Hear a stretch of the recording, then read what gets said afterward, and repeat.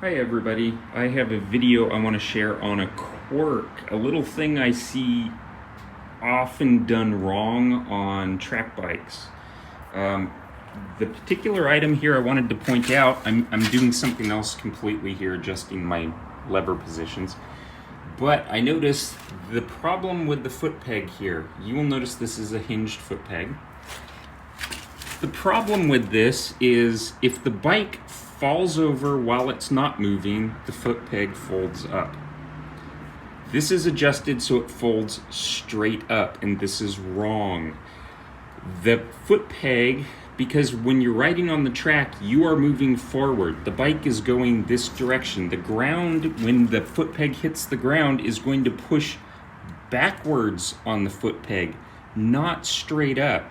Yes, there is a certain up component because the bike falls over, but primarily when you're leaned over going around a corner and you can see the bevel on the bottom because this has been dragged on the track, the ground is going to push this way. So you actually want to rotate the pedal 45 degrees so it goes both up and it goes back as well.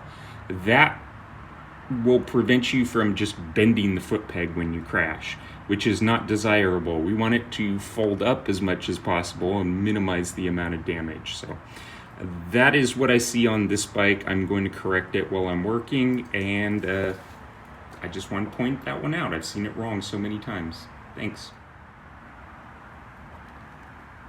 Okay, I have remounted, had to remove everything, and I fixed the peg now.